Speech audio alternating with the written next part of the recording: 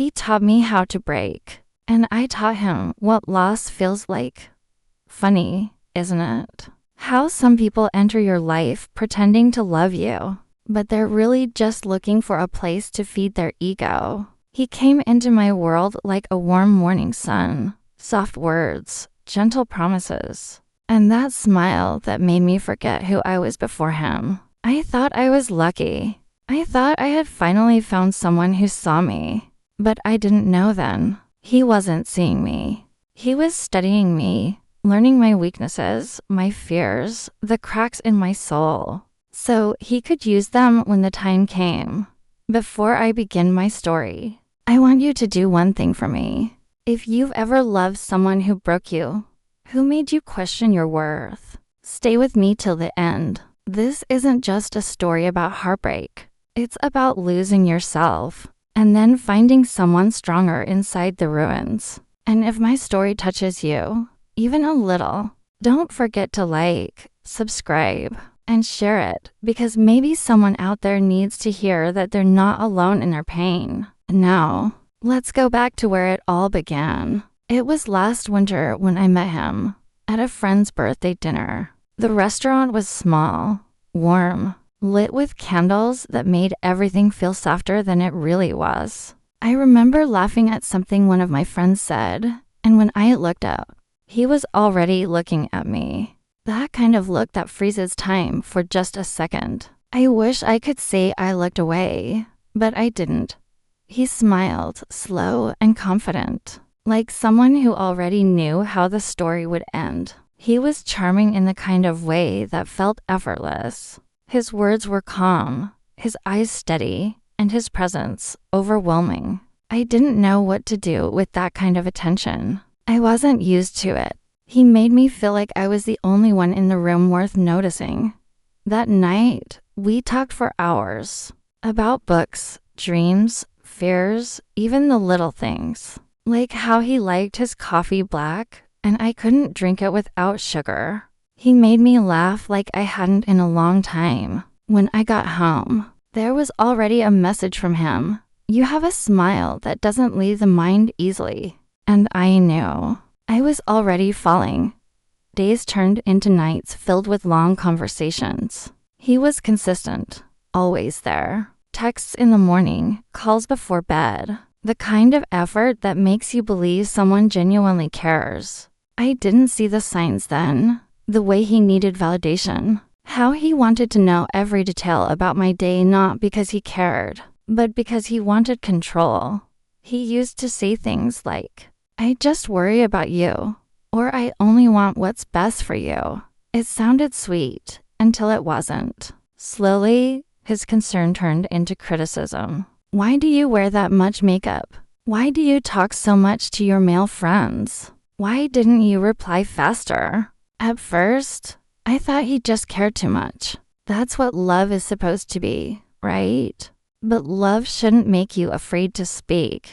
I began to shrink around him. I stopped doing the things I loved. I avoided my friends. I started choosing silence because it was safer than his disappointment. He never yelled. He didn't have to. His silence was punishment enough. His disapproval felt like rejection, and rejection felt like death. I remember one night clearly. It was raining outside, and I had planned a small dinner for us at my place. I cooked his favorite pasta, lit candles, even played that playlist he said reminded him of me. He came 2 hours late. No call, no apology. When I asked where he was, he said, "Why are you always so dramatic? Can't you just be happy I showed up?" And I laughed. Not because it was funny, but because I didn't know what else to do. He kissed my forehead that night, and I pretended everything was fine. But something inside me cracked quietly. He was teaching me how to break, piece by piece. It's strange how pain can become routine. You stop noticing it. You just learn how to carry it better. I started walking on eggshells around him, always careful with my words. I wanted to be perfect for him. He made me believe that if I was more understanding, more loving, more patient, he would be kinder. But kindness doesn't grow from cruelty. Then came the day everything fell apart. It was a Saturday afternoon. I was scrolling through my phone when I saw a photo on social media.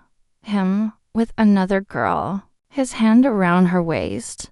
That same smile he once gave me. My heart didn't even race. It just stopped. I confronted him, shaking, my voice barely a whisper. He laughed. Actually laughed. "You're overreacting," he said. "She's just a friend." But friends don't look at each other like that. I remember staring at him, trying to find even a flicker of guilt in his eyes. There was none. That night, I sat alone on the kitchen floor, crying so quietly that even the walls wouldn't hear me. My food was still on the table, untouched. The candles melted down. I kept thinking, what did I do wrong? That's how deep he had gotten into my mind. I blamed myself for the way he hurt me. Days passed, and I tried to forget, but he wouldn't let me. He came back every few days with half-hearted apologies, messages that said, "I miss you," or "You're the only one who understands me." And I believed him again and again, because love, real or not, has a cruel way of making you blind. But the truth is, he didn't miss me. He missed the version of himself that felt powerful when I was weak. The breaking point came one night when I found messages on his phone, not one girl, but many, all with the same words he once said to me. Something inside me died that night, and something else was born. Not hate, not revenge, just awareness. I saw him for who he was, and myself for who I had become. A woman who forgot her own worth to keep someone else comfortable. I didn't scream. I didn't cry. I just looked at him, smiled, and said, "You taught me how to break. Thank you." He looked confused, maybe even proud, thinking he'd finally broken me completely. But he didn't realize I was already rebuilding myself. Quietly. The next morning, I left. No note, no goodbye, no closure, just silence. The same silence he once used to hurt me. Only this time, it was my weapon. He called, texted, showed up at my place. I didn't answer, not because I wanted to hurt him, but because I finally understood I deserved peace.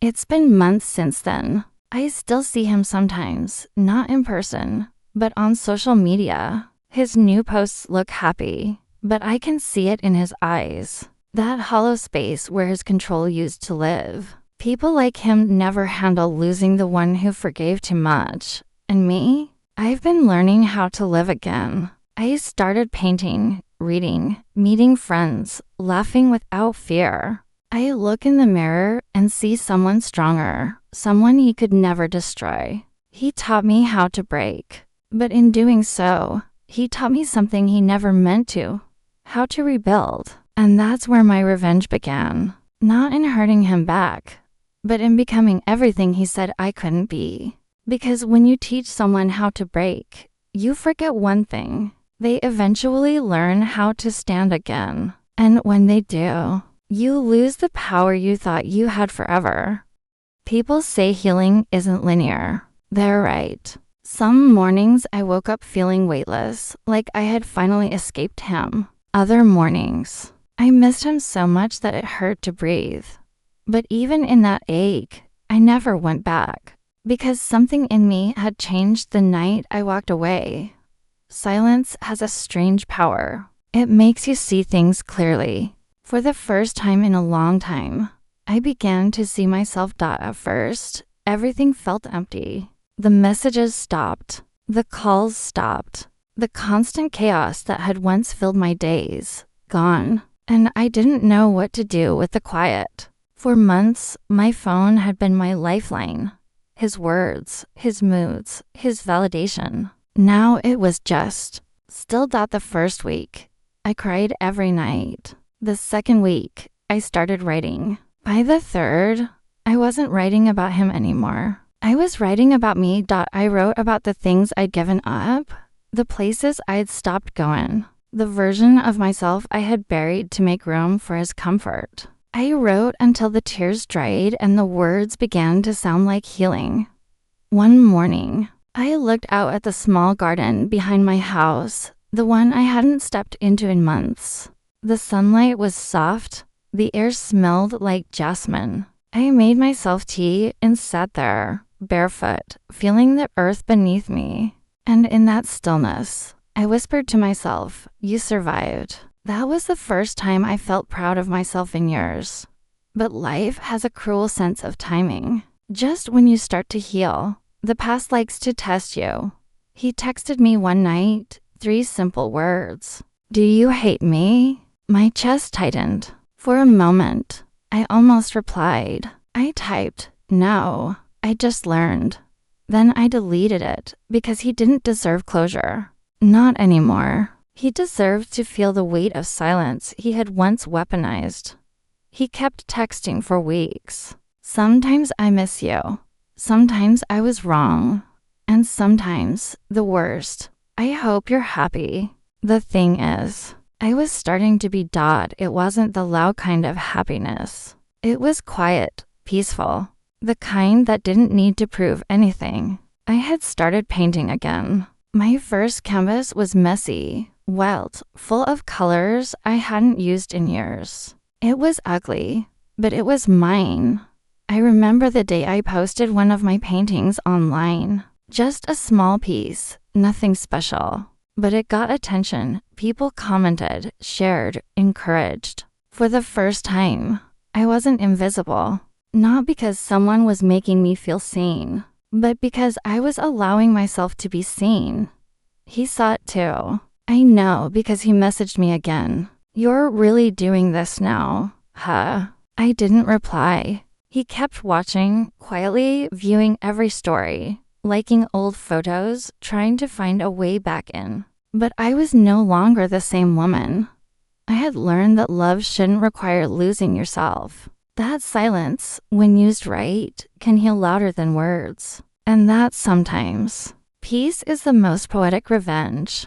A few months later, I saw him in person for the first time since I left. It was at a cafe I used to avoid, one he used to love. He didn't see me at first. He was sitting with friends, laughing, or at least pretending to. When he finally looked up, his laughter stopped mid-sentence. His eyes widened, not in shock, but in recognition. He looked smaller somehow, like the version of him that used to tower over me had crumbled under the weight of his own choices. I remember smiling politely, not cold, not kind, just neutral. He stood up, walked toward me, said my name softly. "Hey," he whispered, almost like a question. "Hey," I replied. There was a pause, the kind that carries every word we'll never say again. "You look different," he said. "I am," I answered. He smiled sadly. "You really moved on, huh?" I wanted to tell him I hadn't, not completely. That some nights I still thought about the sound of his voice or the way he'd hold me when I cried. But I didn't owe him that truth, so I just said yes. And in that moment, I saw something flicker across his face, something between regret and realization. That's when I knew. He finally understood what loss feels like, because loss isn't about absence. It's about presence, when someone's peace reminds you of the chaos you caused after that day. He tried harder. Messages turned into calls. Calls turned into showing up by accident. He'd say things like, "I miss us," or "You were the only one who cared." But I had stopped being the woman who came running when he snapped his fingers. I didn't need his closure anymore. My silence had already given me everything his words couldn't. I poured all that energy into myself. I started a small art page, then an online store. People began buying my work, sending messages like, "Your art feels like healing." And every time I read one, I thought, maybe that's what all this pain was for, to create something beautiful out of what once broke me. One evening, I got another message from him. This time it said, "I saw your work. You're really doing well. I'm proud of you. It didn't hurt anymore. It didn't warm me either. It just existed. I replied, thank you. No bitterness. No closure. Just peace. But I know him. I know that message wasn't pride. It was regret. Because he realized the girl who once begged for his love now lived a life that didn't include him. He had taught me how to break. But in doing so, he also taught me what strength looks like mine. Sometimes, late at night, I think about that version of me sitting on the floor, crying for someone who never looked back. And I wish I could hold her, tell her that one day, her tears would turn into paint, her pain into purpose. That one day, she'd look in the mirror and see someone whole again. And as for him, I don't hate him. I don't love him. I simply outgrew him. And that's the part that hurts people like him the most. Not when you leave, but when they realize you were never coming back. Because people like him feed on your pain. And when you stop bleeding for them, they starve. He taught me how to break. But I taught him something more powerful. What it feels like to lose someone who finally found herself. Months had passed since the last message. His name barely crossed my mind anymore. But life, it always finds a way to circle back, not to test your strength, but to prove it. It was a cold evening when I got invited to an art exhibition, a pretty big one, the kind I used to dream about when I first started painting again. I had a few of my pieces displayed there, each one carrying fragments of my story. Pain turned into color. Heartbreak turned into strength. The hall was filled with soft jazz, murmured conversations, and the faint smell of coffee and wet paint. I stood quietly near one of my paintings, a silhouette of a woman standing on broken glass, with a crown of gold light above her head. The title read, "The Day I Stopped Crying for Him." And that's when I heard his voice. Behind me, familiar, unmistakable. He said softly, "You painted this?" I turned. There he was, the man I once thought I couldn't live without. He looked older, not by age, but by energy, the kind of tired that comes from living with guilt. He smiled, that same half smile that used to melt me. But now, it didn't move me at all. "Yes," I said calmly, "it's mine." He stepped closer, eyes scanning the painting. "It's beautiful," he whispered. "It's painful," I corrected. "But beauty often grows from pain, doesn't it?" He looked at me, really looked. And for a second, I saw everything in his eyes. The regret, the realization, the weight of what he threw away. "I never meant to hurt you," he said quietly. I tilted my head, half smiling. "You didn't mean not to, either," he sighed. "You've changed." I looked at my painting, then back at him. "I had to," I said. "The woman who loved you wouldn't have survived." Silence, the kind that burns. He nodded slowly, almost like surrender. "I think about you every day." I looked away, not out of shyness, but peace. "I used to think about you every second," I replied. Then one day, I stopped. He swallowed hard. "Do you ever miss me?" I smiled, not mockingly, not bitterly, just truthfully. "I miss who I thought you were."